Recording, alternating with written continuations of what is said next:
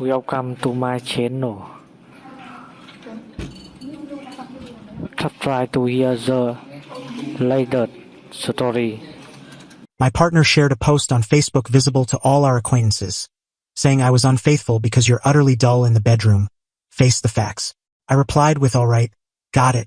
Then I forwarded captures of the screen to her extremely traditional faith-based parents. The following day, she was without a home and rejected by her family. I'm a 26-year-old guy who never anticipated starting the day with 47 unanswered calls and my device exploding with alerts. But sure enough, there it was, mentioned by my girlfriend Jennifer, 24, in an open Facebook entry. Finally being truthful, I've been betraying William for 2 months with Christopher, since William is dull as anything in bed, like observing grass grow degrees of dull. At least Christopher has skills. Accept the truth, William. 312 likes. 89 responses. All our shared contacts, her colleagues, my relatives. I remained there for about 5 minutes simply gazing. We'd been a couple for 3 years, cohabiting for 1. I'd been preparing to ask for her hand next month, with the ring already stashed in my drawer for socks. The replies were a blend of surprise, folks supporting me, and her pals encouraging her. Her closest friend Patricia remarked, "Yes, Queen," at last revealing the facts. Another buddy wrote, "Go for it, girl, existence is too brief for poor intimacy." I didn't reply right away. Instead, I captured images of it all. The entry, each individual reply, her pals urging her. Then I went through our message logs and captured the texts from the prior week where she declared her affection, addressing me as darling, arranging for our milestone celebration. At last, I responded, "All right, got it. That's all. 2 terms." Then I took another step. You see, Jennifer hails from a highly conservative spiritual household, the type where her father is a church elder, her mother manages the religious childcare, and they still believe she's pure. She informed them we slept in different rooms and that I was merely a housemate to satisfy them. They possessed the place we reside in. She claimed they were assisting with payments, but I discovered later they cover all costs. I assembled a collection, captures of her entry, her pals' remarks, and then I included additional items. Images from her Instagram updates displaying her at nightclubs when she claimed to her folks she was at scripture sessions. Photos of us obviously as partners that she'd concealed from them. I dispatched it all to her parents, her father, her mother, her deeply devout elder sibling Michael, who's training to become a minister. Then I gathered my belongings. First edition, wow, this exploded. Fine, so this is what occurred afterward. I was placing my final container into my vehicle when the chaos began. Jennifer had headed to a meal with Patricia and some other companions to commemorate her liberation and candor. Her phrasing from her Instagram update. Yes, she continued sharing about it. Her father phoned her. She ignored it. Her mother phoned. Ignored. Then Michael arrived at the residence. As per my ex-neighbor who messaged me the details step by step, Michael was furious. Like scriptural anger degree furious. He pounded on the entrance for 20 minutes. When Jennifer eventually returned, the yelling confrontation was epic. Police were summoned. But this is where it becomes intriguing. It appears Daddy Elder wasn't solely upset about the betrayal and deception. You see, Jennifer's parents hold ownership of the residence. She pays no lease. Never did. They purchased it as a venture, but actually it was solely for their precious daughter. She'd been deceiving me regarding contributing her portion. By 6 p.m., I received a message from Michael. You have no concerns. She has 72 hours to leave. My parents requested I express regret to you for my siblings' conduct. You're a decent guy. Jennifer began contacting me around 7 p.m. 47 attempts. I didn't pick up any, but she overloaded my voice messages. William, what on earth did you do?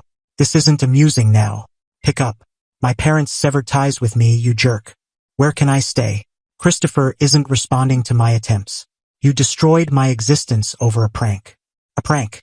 She shamed me before everyone we know and labeled it I shared a basic Facebook update. Progressing ahead. Grateful to all who contacted. I'm fine. The remarks on her initial entry began changing. Abruptly, all those folks supporting her became very silent. Second edition. Prepare yourselves because this worsens for her and somehow more outrageous. So Jennifer wound up residing with Patricia. Evidently, Christopher, the intimacy expert she discarded our bond for? Yeah, he's wedded. Has been throughout. When his spouse discovered, I forwarded her captures the same day I reached out to Jennifer's parents. He cut off Jennifer everywhere and entered complete crisis management. But Jennifer isn't surrendering without resistance. She launched an entire offensive against me on social platforms. Per her, I was economically controlling because I required her to cover her own coffee runs. I was domineering because I requested she message me upon arriving home securely. I coerced her into infidelity. Still attempting to decipher that reasoning, I alienated her relatives with falsehoods. Captures are falsehoods, apparently. Her companions were devouring it. Patricia created a Facebook community named Aid Jennifer Victims of Psychological Harm. They had 23 participants, mainly Jennifer's circle, all exchanging tales about their harmful former partners. Then Jennifer committed a critical error. She shared in the community that she planned to litigate against me for slander and psychological harm. Stated her relative was an attorney and handling it without charge.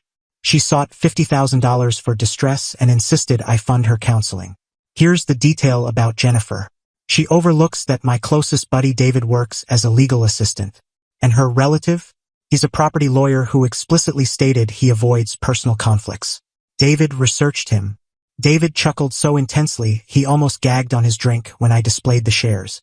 But then Jennifer intensified. She appeared at my job. 3rd edition. I must rewind slightly since some inquired about the sequence. This all commenced on a Sunday. The Facebook entry. By Wednesday, she was evicted. By Friday, she was at Patricia's. The next Monday is when she arrived at my workplace. I handle IT for a medium-scale firm. Fairly relaxed spot, but we maintain protection due to managing confidential info. I'm at my workstation when I receive a call from the front desk. William, there's a Jennifer here. She claims she must talk to you immediately about giving back your residence key. We never resided in my place. We stayed in her parents' place. This was a fabrication to bypass security. I informed them I wasn't free and to kindly request she depart. That's when she flipped out. Per the surveillance recording that my supervisor displayed to me afterward, she escalated from calm to deranged in roughly 3 seconds, yelling about how I wrecked her life, how I owed her funds, how she would reveal me to my firm. He's a tormentor. He separated me from my relatives. He caused me to feel so undesired I needed to seek solace elsewhere. Security removed her. She attempted to fight back. It didn't end positively. They contacted law enforcement.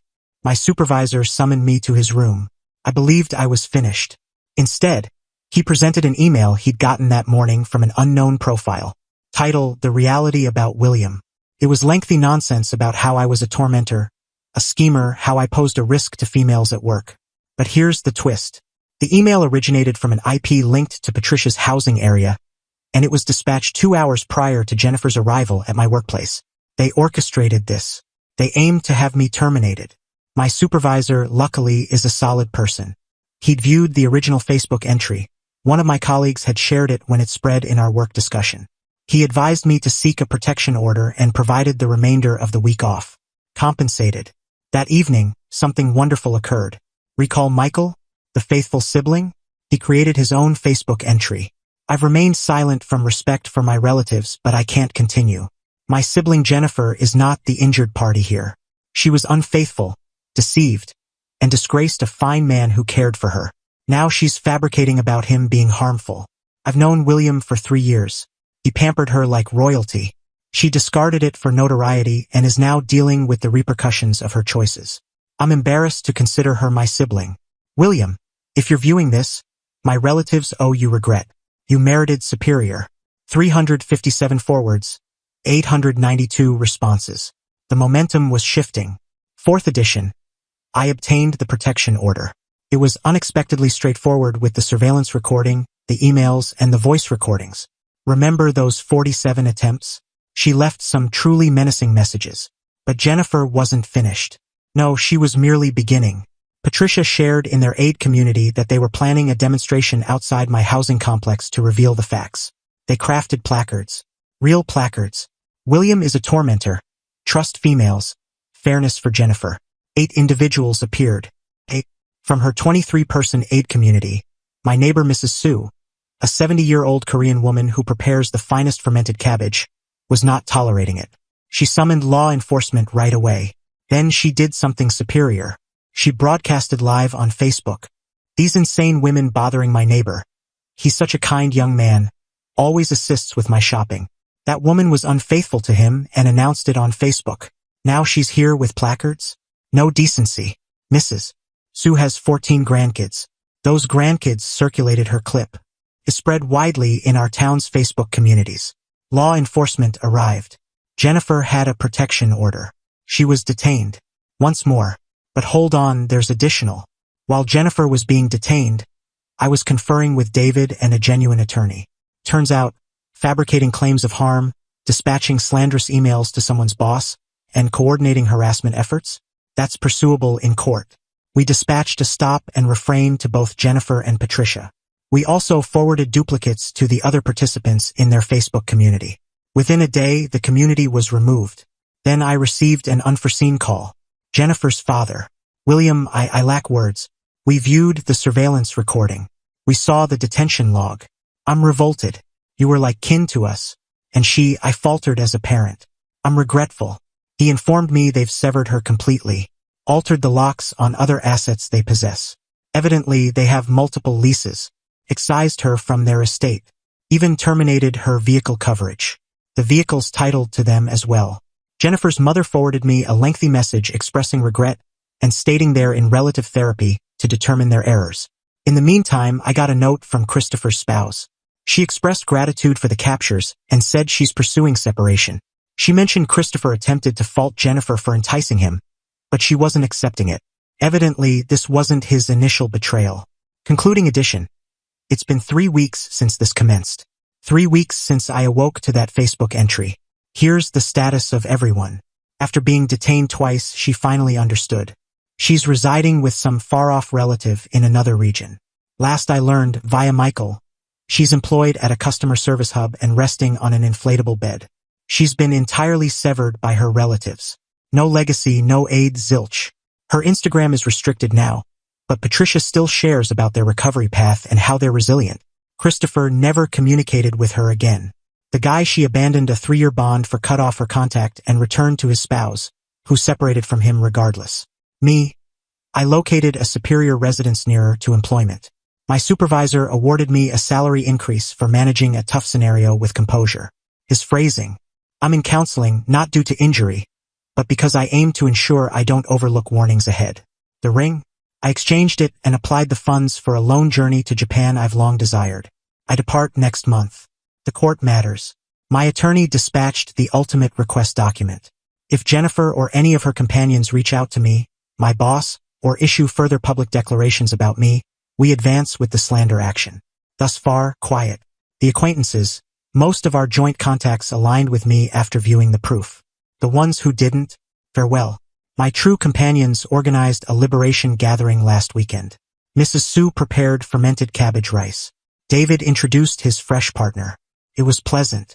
Jennifer's parents. They forwarded me a payment for $3,000 with a message indicating it was for the inconvenience and requesting I not litigate their daughter. I sent it back, stating it's not their responsibility. Some of you inquired if I remorse escalating drastically. If I should have simply departed quietly and continued. Possibly. But here's the point. She didn't merely betray. She disgraced me openly. She attempted to ruin my standing for amusement. She got her companions to join in. Then when confronted with outcomes, she tried to demolish my profession and get me detained. So no, I don't remorse anything. To all experiencing something alike, record all. Safeguard yourself judicially. Don't interact straight.